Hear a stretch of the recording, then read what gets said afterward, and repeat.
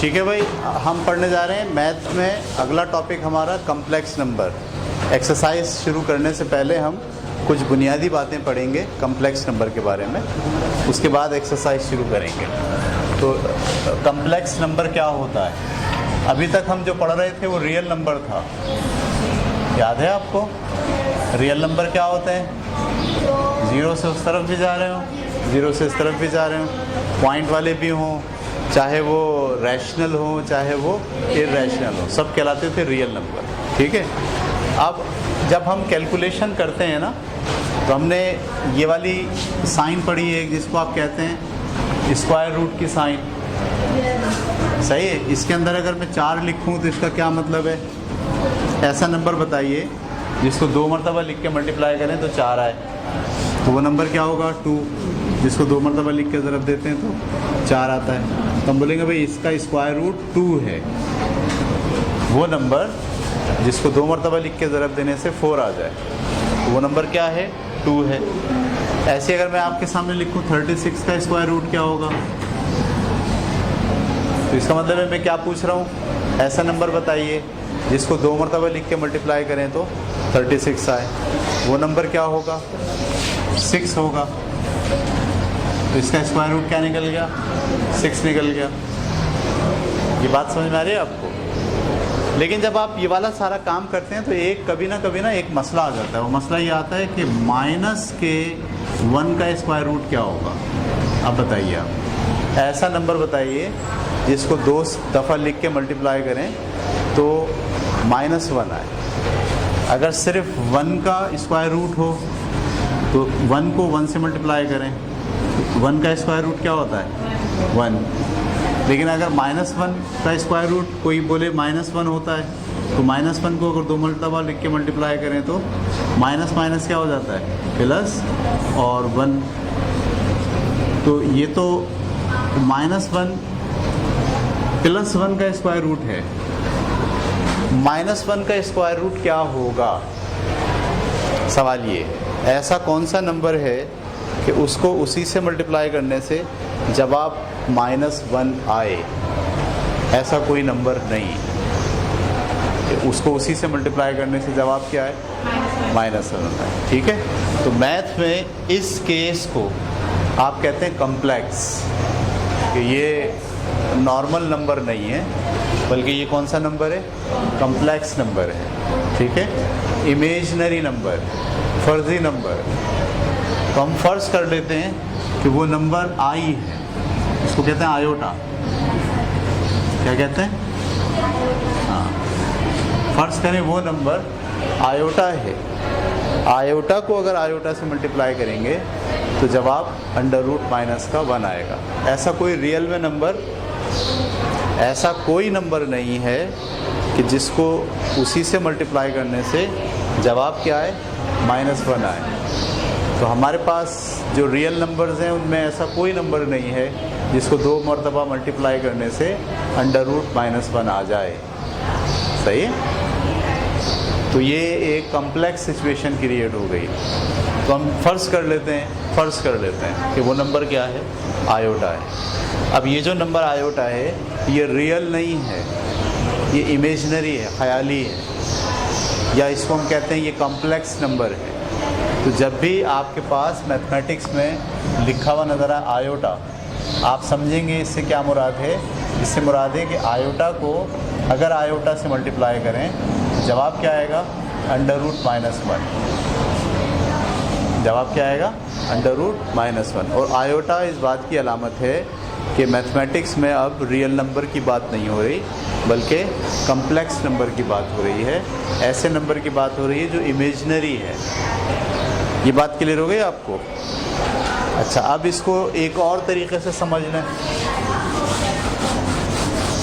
इसको एक और तरीके से समझ लें।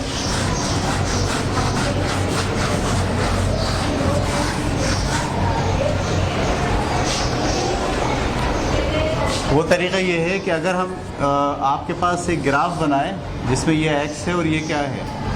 y है। ये आपको सीखना पड़ेगा, ठीक है? 9th में हम और आगे क्लास में जाके इसको और डिटेल में पढ़ाएंगे। ये x एक्सिस है और ये क्या है? y एक्सिस है। अगर हम यहाँ से 1 2 3 4 5 निशान लगाते हैं, 1 2 3 4 5, और यहाँ पे भी लगाते हैं 1 2 3 4 और ये 5। ठीक है, तो मैं अगर यहाँ मौजूद हूँ, यहाँ 3 और 1 2 3 4 5, ये 3 से मैं यहाँ मौजूद हूँ, तो मैं x में कितना गया हूँ, 1 2 3 गया हूँ x में, और y में कितना गया हूँ, 1 2 3 4 5। सही, x में कितना गया, 3, और y में कितना गया, 5।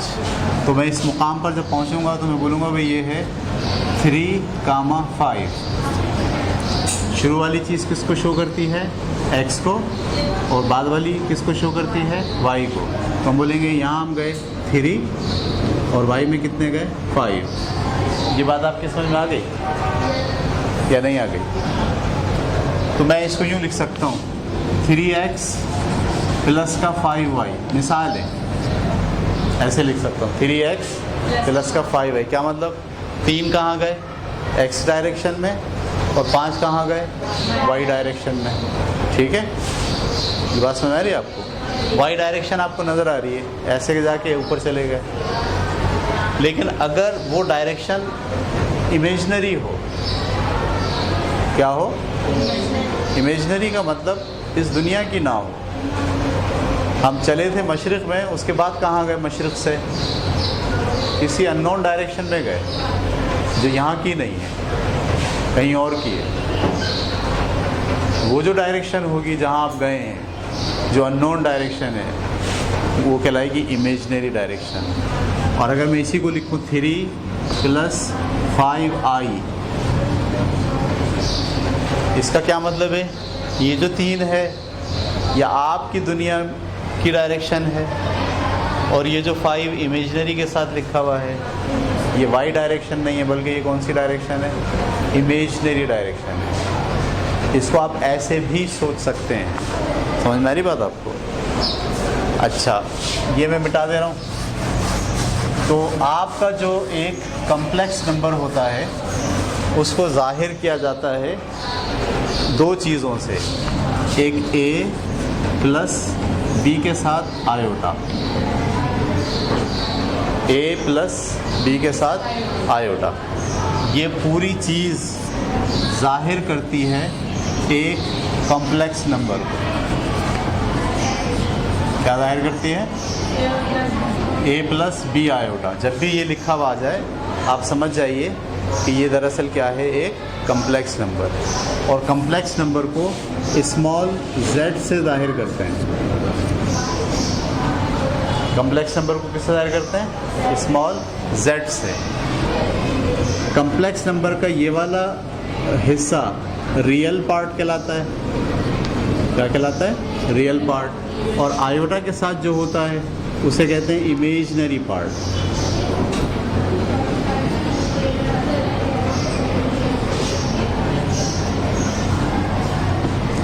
सही है। आयोटा के अलावा जो है वो क्या कहलाता है, रियल पार्ट, और आयोटा के साथ जो होता है उसे क्या कहते हैं, इमेजनरी पार्ट। तो इसको ऐसे लिखेंगे, a जो है वो क्या होता है, z का, z क्या है, a कम्प्लेक्स नंबर है, उसका रियल पार्ट है। ऐसे a जो है वो बराबर है रियल पार्ट ऑफ z। और b क्या होगा, b जो है वो इमेजनरी पार्ट है, किसका, z का। ऐसे बयान करते हैं। ठीक है, हम इस वक्त कोई अमल करना नहीं सीख रहे, हम नाम सीख रहे हैं, नाम। ठीक है, मैथमेटिक्स के अंदर भी एक तो होता है ऑपरेशन और एक होता है नाम। तो अभी हम ऑपरेशन नहीं सीख रहे, अभी हम क्या सीख रहे हैं, नाम। सबसे पहले हमने सीखा कम्प्लेक्स नंबर क्या होता है। तो ऐसी कैलकुलेशन, ऐसा नंबर जिसमें √-1 आ जाए, जिसमें √-1 आ जाए, हम कहते हैं कि भाई अब ये नॉर्मल नंबर नहीं रहा, ये बन गया कम्प्लेक्स नंबर। पहले तो हमने ये बात सीखी, यानी जैसे ही √-1 आया, आपके दिमाग में ये बात आ गई कि ये या क्या है, कम्प्लेक्स है। अच्छा, अंडर रूट -1 की नुमाइंदगी कौन करता है? उसका जो स्क्वायर रूट होता है वो क्या कहलाता है? आयोटा। वो नंबर जिसको उसी से मल्टीप्लाई करें तो जवाब क्या आएगा? Under root -1। उसके लिए हमने क्या फ़र्ज़ कर लिया है? आयोटा। तो अब यहाँ दो बातें हो गई। जिस कैलकुलेशन में अंडर रूट -1 आ जाएगा वो कम्प्लेक्स नंबर हो जाएगा, या जिस कैलकुलेशन में आयोटा आ जाएगा तो वो भी क्या होगा? कम्प्लेक्स नंबर होगा। ये बात हमने पढ़ ली। उसके बाद हमने कहा ये जो कम्प्लेक्स नंबर होता है इसके दो पार्ट होते हैं, एक पार्ट रियल होता है और एक पार्ट इमेजनरी होता है। प्लस के साथ जो आयोटा के साथ जो बी है वो इसका इमेजनरी पार्ट है, और जो इससे पहले प्लस ए लिखा हुआ है वो इसका रियल पार्ट है।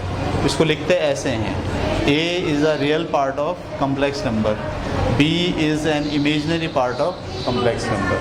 ये बात समझ गए? जैसे लिखा हुआ आपके सामने 3 + 2 आयोटा, ऐसे लिखा हुआ 3 + 2 आयोटा। तो इसको देखकर हम क्या बोलेंगे? ये कम्प्लेक्स नंबर है। इसको जाहिर किससे करेंगे? z से। तो ये कम्प्लेक्स नंबर है। 3 इसका क्या है? रियल पार्ट है। हम यूँ लिख सकते हैं रियल पार्ट ऑफ z = 3, और इसको जाहिर किससे करते हैं? a से। इसी तरीके से इमेजनरी पार्ट ऑफ z क्या होगा? 2 होगा, और इसको जाहिर किससे करते हैं? b से। तो ये है कम्प्लेक्स नंबर का इंट्रोडक्शन, तारुफ। अब हम कम्प्लेक्स नंबर का प्लस करना, उसको माइनस करना, मल्टीप्लाई करना, उसको डिवाइड करना, ये सब सीखेंगे। देखिए, जो हमारे नॉर्मल नंबर हैं उनका प्लस, माइनस, मल्टीप्लाई, डिवीज़न ये आपको आता है, ठीक है। इसी तरीके से अगर कम्प्लेक्स नंबर आ जाएगा तो उसके भी प्लस होते हैं, उसके भी माइनस होते हैं, उसके रूल होते हैं। उसको डिवाइड कैसे किया जाएगा, उसको मल्टीप्लाई कैसे किया जाएगा, उन सब रूल को हम यहाँ सीखेंगे एक-एक करके। ये बात क्लियर हो गई आपको? इसको उतारने की ज़रूरत है, उतार लें। हेडिंग लगाएं कम्प्लेक्स नंबर, ये लिखें और ये उतार लें, ठीक है। कम्प्लेक्स नंबर को ज़ाहिर करने का एक तरीक़ा और भी है। कम्प्लेक्स नंबर को ज़ाहिर करने का एक तरीक़ा तो ये था ना कि z बराबर है 3 + 2 आयोटा, ऐसे, जिसमें ये रियल पार्ट है और ये क्या है? इमेजिनरी पार्ट है। कम्प्लेक्स नंबर को ज़ाहिर करने का एक तरीक़ा ये भी है कि आप z लिखते हैं और ऐसे ब्रैकेट के अंदर पहले रियल पार्ट लिख देते हैं, कॉमा लगा के, उसके बाद इमेजिनरी पार्ट लिख देते हैं।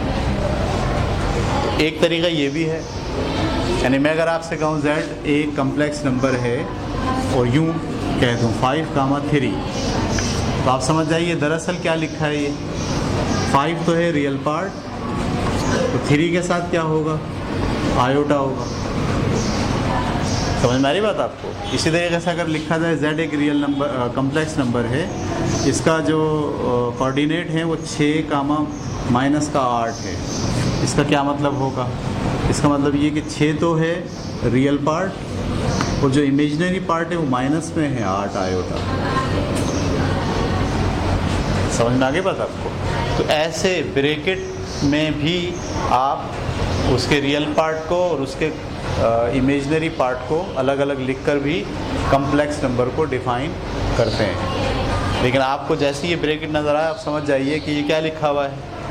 ये लिखा हुआ 3 + 2 आयोटा, क्योंकि ये इसका रियल पार्ट है और ये इसका इमेजिनरी पार्ट है। तो इस तरह से भी आप प्रेजेंट करते हैं। अब हम एक और टॉपिक कम्प्लेक्स नंबर के लिहाज से देखने जा रहे हैं, और वो है कंजुगेट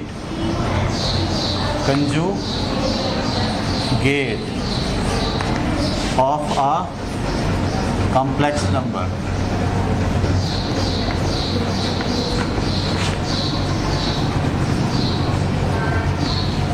ठीक है, मिसाल के तौर पर एक नंबर है आपके पास, ये 3 + 2 आयोटा, ये नंबर है। अगर हम इसके इमेजिनरी पार्ट का साइन बदल दें, प्लस के बजाय क्या कर दें? -2 आयोटा कर दें, तो अब यही नंबर इसका कंजुगेट कहलाएगा। उसको जाहिर यूँ करेंगे, अगर 3 + 2 आयोटा एक कम्प्लेक्स नंबर है तो 3 माइनस 2 आयोटा उसी नंबर का कंजुगेट है। सही है, कंजुगेट नाम है इसका। दोनों में क्या फ़र्क है कि उसमें इमेजिनरी पार्ट जिस साइन में होता है उसकी उलट कंजुगेट में साइन होती है। अगर आपके पास एक नंबर है z यूँ 3 माइनस का 8 आई ऐसे, तो इसका कंजुगेट क्या होगा? इसका कंजुगेट होगा 3 प्लस का 8 आई। इमेजिनरी के साथ जो साइन होती है, अगर उस साइन को आप पलट दें तो यही नंबर अब उस नंबर का कंजुगेट कहलाता है। ये बात समझ आ गई आपको? कंजुगेट मालूम करने का एक तरीका होता है।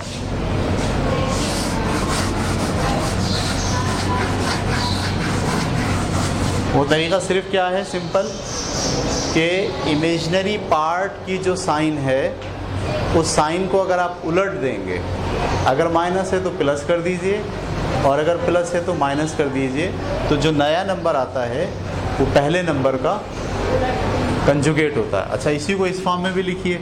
अगर मैं z के सामने लिखूं 5, 6, तो ये क्या है? ये रियल पार्ट है और ये कौन सा है? Imaginary part. इसका कंजुगेट क्या होगा? आप बोलेंगे रियल पार्ट तो वही रहेगा, लेकिन जो इमेजिनरी पार्ट है वो प्लस में आप किस में आ जाएगा? माइनस में। अगर ये कम्प्लेक्स नंबर है तो ये इस नंबर का कंजुगेट है। इस फॉर्म में भी लिख सकते हैं और इसको यूँ भी लिख सकते थे आप, 5 प्लस का 6 आयोटा ये नंबर है कम्प्लेक्स, और इसका जो कंजुगेट होगा वो क्या होगा? 5 माइनस का 6 आयोटा। ये बात आपकी समझ में आ गई? तो इसको आप सिंपल लिखते हैं और कंजुगेट के लिए आपको क्या डालना पड़ता है? नंबर के ऊपर बार डालना पड़ता है। बार का मतलब निशान। ये निशान जब भी आएगा आप समझ जाइए ये किसी नंबर के कंजुगेट की बात हो रही है, नंबर की बात नहीं हो रही, उसके कंजुगेट की बात हो रही है। अच्छा, अगर कोई कंजुगेट है ऑलरेडी, फर्ज करो ये है 3, 4, तो इस कंजुगेट का दोबारा कंजुगेट क्या होगा? कंजुगेट का दोबारा कंजुगेट एक कम्प्लेक्स नंबर होगा। ये कंजुगेट था, हमने क्या करा? इस कंजुगेट का कंजुगेट निकाल लिया। तो कंजुगेट का कंजुगेट क्या होता है? एक नॉर्मल कम्प्लेक्स नंबर होता है। यानी अगर मैं आपसे कहूँ z एक नंबर है तो इसका जो कंजुगेट होगा वो क्या होगा? z डैश होगा। और अगर हम कहें कि z डैश का दोबारा डैश, वो खुद क्या होगा? एक कॉम्प्लेक्स नंबर होगा। समझ में आ रही बात आपको? नहीं आ रही? ये हम कोई बात समझ नहीं रहे, कोई लॉजिक नहीं है, कोई ऑपरेशन नहीं है, ये हमें नाम याद रखने हैं। क्या करना है? नाम याद रखने हैं। वो नाम क्या है कि भाई अगर सिंपल नंबर ऐसा है और इसके इमेजिनरी नंबर की साइन बदली हुई है, तो अब यही नंबर इसका क्या कहलाएगा? कंजुगेट। अगर इसको z से ज़ाहिर करेंगे तो इसको किससे ज़ाहिर करेंगे? z बार से ज़ाहिर करेंगे। अच्छा, ये अगर कंजुगेट है और मैं इसका दोबारा से कंजुगेट निकाल लूँ, इसका कंजुगेट दोबारा क्या निकलेगा? साइन चेंज हो जाएगी। तो आप देखिए दोबारा से जब निकाला तो ये वही बन गया। तो यही कहा कि अगर किसी नंबर का पहले कंजुगेट करें तो फिर क्या करें? दोबारा कंजुगेट करें, तो क्या बन जाता है? रियल नंबर, वो जो नंबर है कम्प्लेक्स, वो डेवलप हो जाता है। ठीक है, तो ये था जनाब आपका कंजुगेट का टॉपिक। टाइम कितना है हमारे पास? टाइम ख़त्म हो गया। ठीक है, कल इंशाल्लाह इसकी एक्सरसाइज करें।